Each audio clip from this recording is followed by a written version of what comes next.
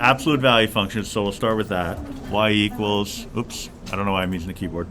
Y equals the absolute value of x. All right, so that's our graph. So what we want to do is write linear equations for this. So we have the two pieces. We have the left piece and the right piece. So I'm just going to draw a quick sketch.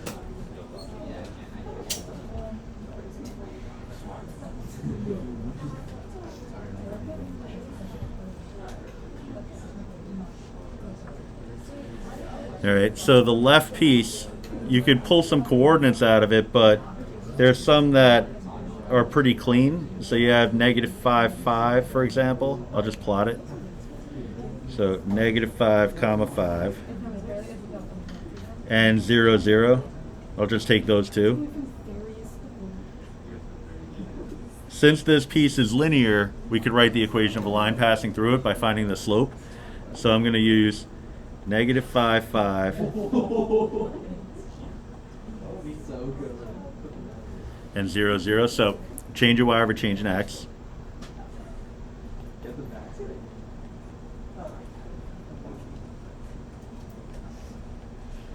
All right, so change of y over change in x. 0 minus 5. 0 minus negative 5. So that's going to give you negative 5 over 5, which is a negative 1. All right. So we have the slope. We have y-intercept, which is 0.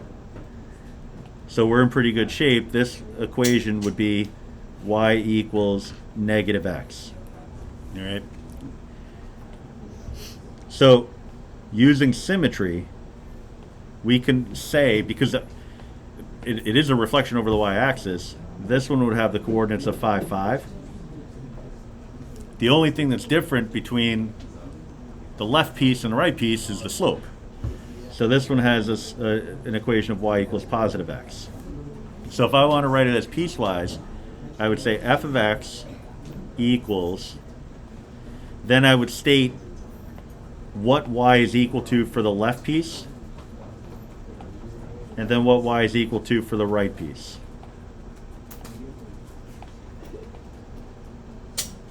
All right, so negative x, positive x.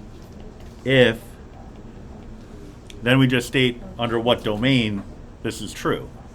All right, so this graph starts off at negative infinity and stops, or at least this piece of it, stops at 0. So I could say from negative infinity to 0, I could do it in interval notation or inequality notation. If I say it in inequality notation, I would just say x is less than or equal to 0. All right. The other piece is going on from 0 to infinity. I could say this a couple of different ways. I could say x is greater than or equal to 0, or I could say x is just greater than 0, because one will fill the hole for the other. All right. No problem.